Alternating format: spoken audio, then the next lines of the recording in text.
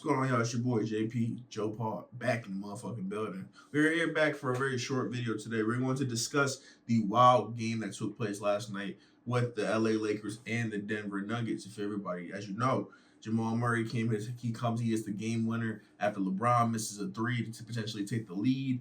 You know what I'm saying? Nuggets are down 20. They end up coming back to win that game. It was wild, man. So we're gonna talk about it from both sides here. Or of course, we're gonna start from the Lakers side of things first because that is probably one of the worst losses you could possibly take over the course of any season that you may play. Like over the course of a career, when it comes to big moments and the types of losses that kind of just stick with you, that's one that's gonna hang with you because you gotta think about everything that was happening leading up to that game. You know what I'm saying? They're on a 9-game losing streak to the Denver Nuggets. The Denver Nuggets have had their number, swept them last year in the Western Conference Finals, swept them this year in the regular season, beat them pretty handily in the first game. In a game where they also had a 13, 14 point lead in that game, they ended up losing that game by double digits. It just seems like there's nothing that they could possibly do to possibly get them in a position where they're able to win a game against the Denver Nuggets. I believe that a lot of the losses to the Nuggets recently have been by double digits. Like it's been a complete mismatch, it seems, whenever they match up against this team.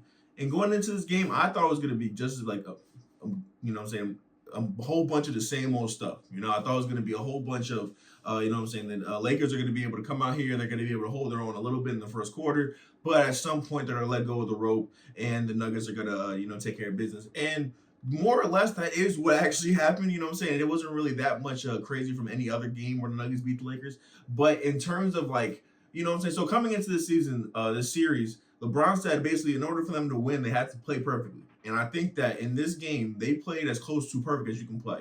Anthony Davis, he comes out, he gives you 32 points. At one point, he was 14 and 15 from the floor. You know what I'm saying? He's hitting, and he wasn't just like, you know what I'm saying, getting easy dunks and layups. Like he was hitting tough mid-range jump shots, post shots over Aaron Gordon, post shots over Jokic, fadeaway jump shots over Jokic. Like there's nothing that anybody could do to stop Anthony Davis. I actually haven't seen Anthony Davis be this much of a shot maker probably since the bubble. You know what I'm saying? It's in terms of him being able to just show that full repertoire. He really looked like a lot like Pelicans, Anthony Davis, I'm being honest. Just like the way how he was moving across the court, the way how he was elevating, taking the jump shots. It was very refreshing to see him play that way. Super efficient game. D'Angelo Russell, he silences his haters. He comes in, he knocks down 7 3-pointers for the game.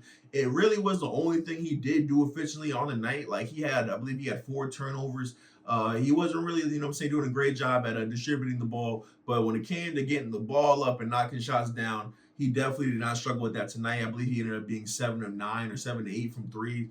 You know what I'm saying? It's a great game from him. Austin Reeves comes and gives you a decent performance. LeBron, he comes and gives you, I believe it was 26, 12, and 8. You know what I'm saying? A vintage LeBron game down the stretch. You know what I'm saying? He's hitting threes. He's getting to the free throw line, hitting tough shots to the basket. You know what I'm saying? He's getting steals and dunking on Jamal Murray. It's everything that you would think it would need to take place in order for the Lakers to win a game against the Nuggets essentially took place, and still they were able to lose this game. So let's talk about how the game really dissolved for them. So they take this 15-point lead at halftime. They're able to balloon that up to a 20-point lead in the third quarter. And you know what I'm saying? It's looking good. You know what I'm saying? Anthony Davis hitting shots. Like I said, he's 14 to 15 at this point in the third quarter.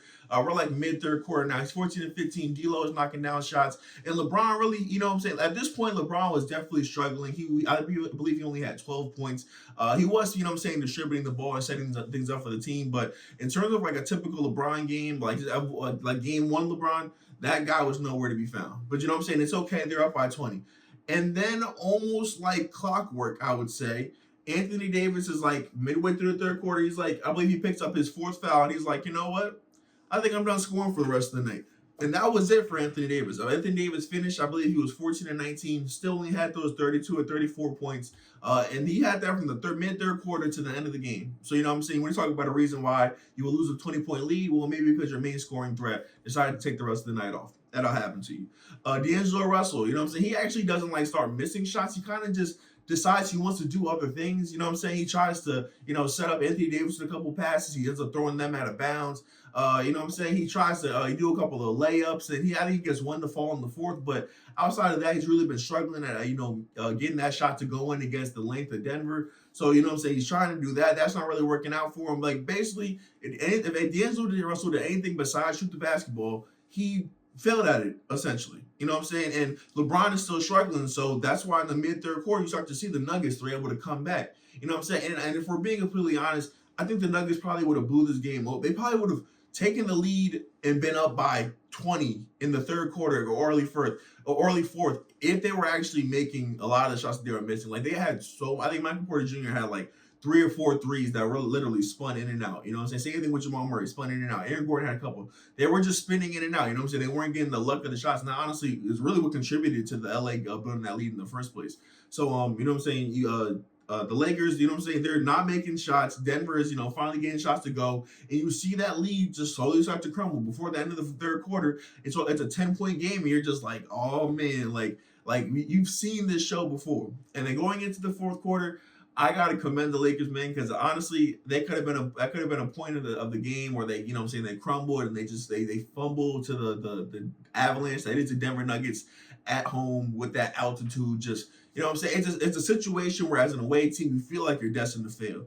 But they came through in that fourth quarter. Taurean Prince gives them a couple of big shots. LeBron hits some big shots down the stretch. I believe he has 12 points in that fourth quarter. Austin Reeves hits a crazy shot along the right baseline just to maintain the lead. Their whole goal for that fourth quarter was just to maintain the lead. And there were multiple times where the Denver Nuggets would get it within 2, or they'd maybe even tie the game. But every single time the Nuggets had a possession where they could potentially take the lead, they ended up getting the worst possession that they could possibly get. Like I believe both times they had a chance to take the lead in the tie game. They came and they turned the ball over, or it just took a terrible shot. You know what I'm saying? You kind of at some point you were kind of teetering. You're like, it feels like LA should be comfortable, but you're also like, if Denver's able to get any shot to go, it's a good chance that they're able to come back and win this game. And then you have that play towards the end of the game where after LeBron gets a steal on the dunk the dunk with Jamal Murray there, they come back down. Jokic tries to draw a 3-point foul on Austin Reeves. You know what I'm saying? He kind of chucks the ball towards the rim, has a little bit of contact, but there's no foul. It's a very physical game. I got to give it to the refs.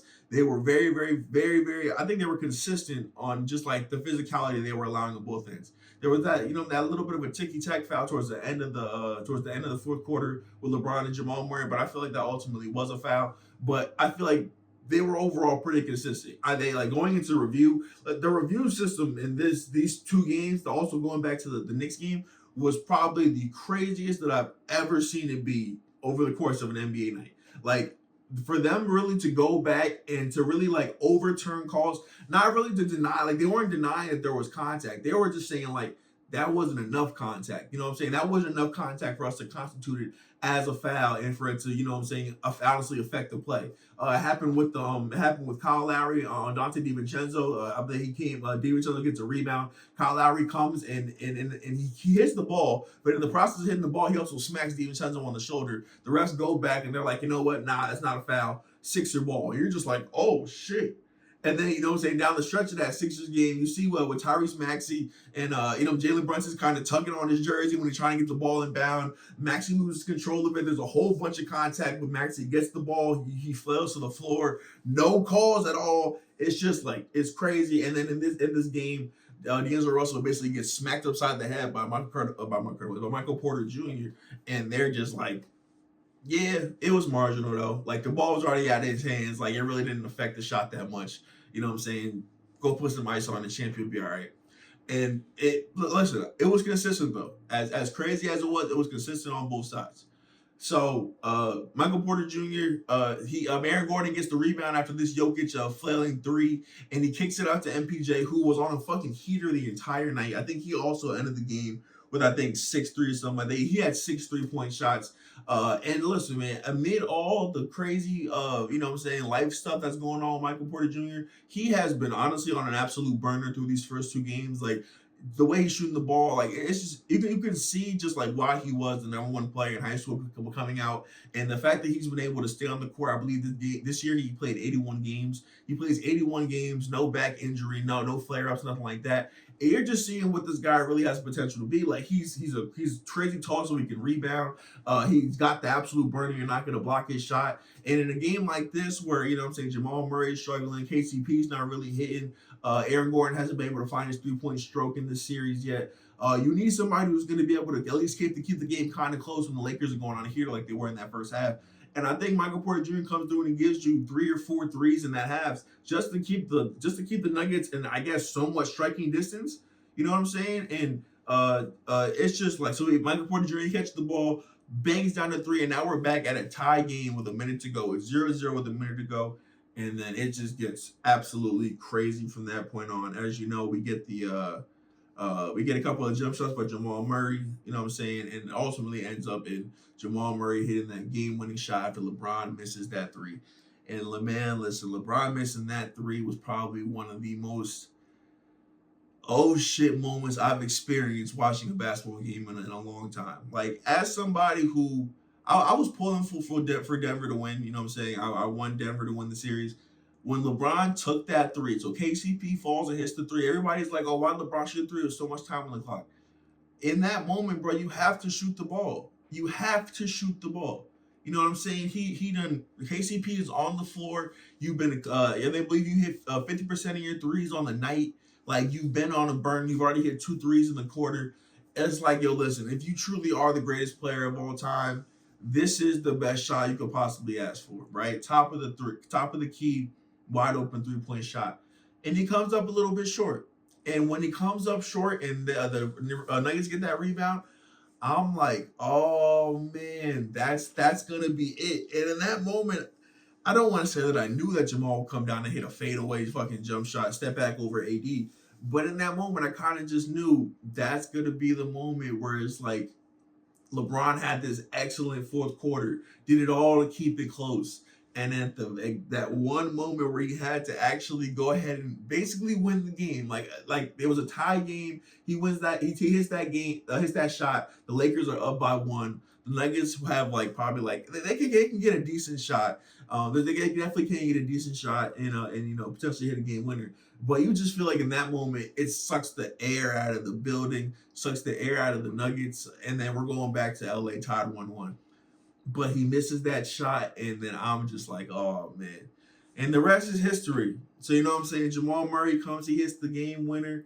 And I just think for the Lakers, man, that is a tough that's a tough game to bounce back from, man.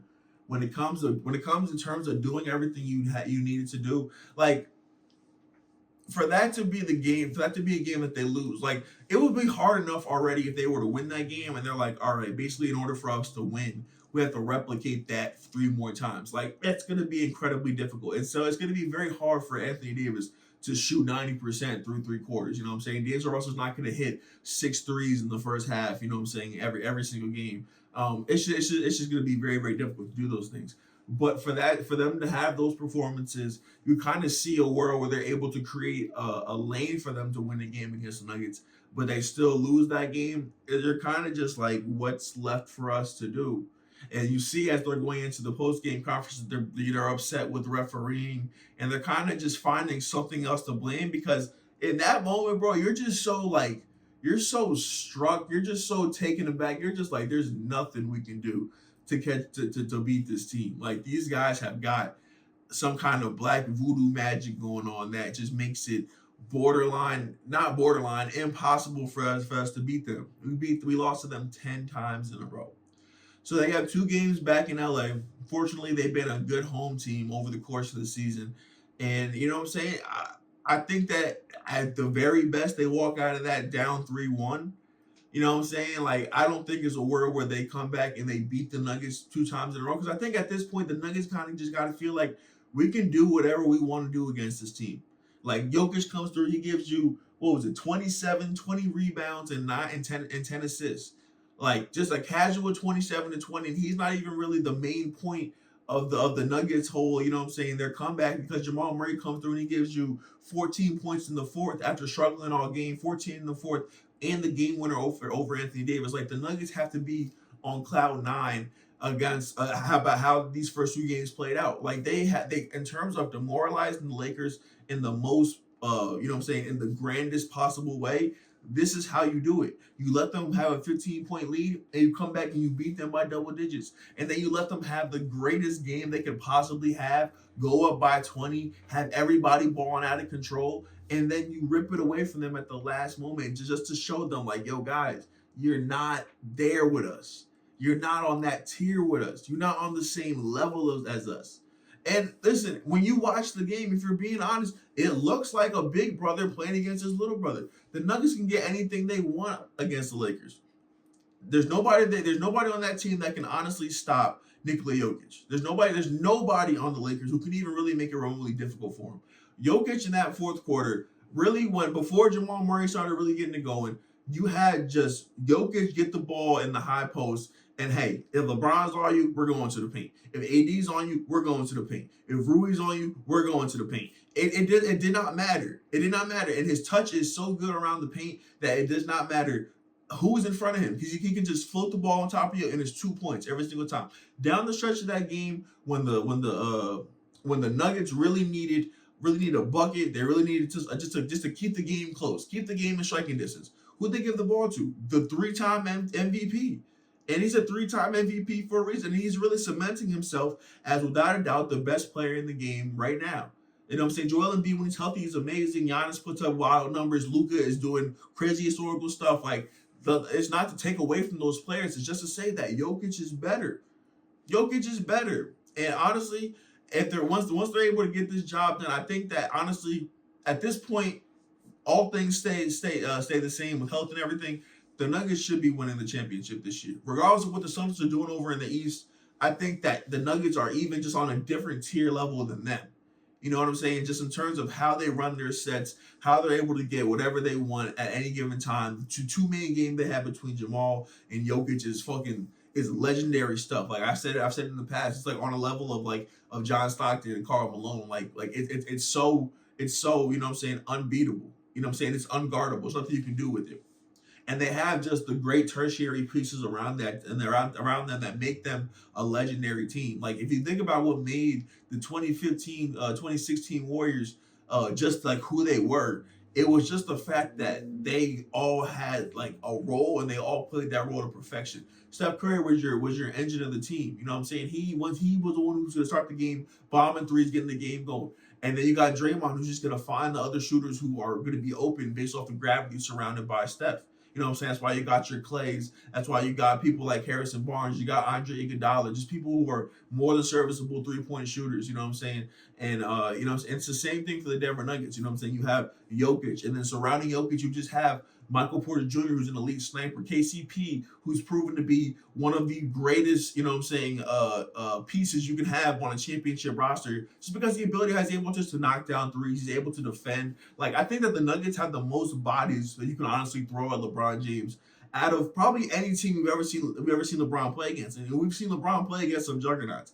Like they can throw, you know what I'm saying, Aaron Gordon, they can throw KCP, and they can throw Peyton Watson and Christian Brown even for a couple possessions, and MPJ even a little bit. Like they just have people like these big, strong, tall pieces that don't allow LeBron to just go and, you know, muscle his way to the rim. Like there was a lot of times throughout the game, especially in the first three quarters, where LeBron was just missing layups. You know what I'm saying? Layups that we've seen LeBron make 10 times out of 10. We've seen the plays that we've seen LeBron turn into and ones. He's really struggling to get the ball up around all that height down there against the Nuggets. And I just think that the way how this team is built, and I think that the way how Michael Malone prepares his team and just has them stay in the course no matter what, it's almost on a greater level of what the UConn men's basketball team do. Everybody knows what they're supposed to do, and everybody does it at a high level.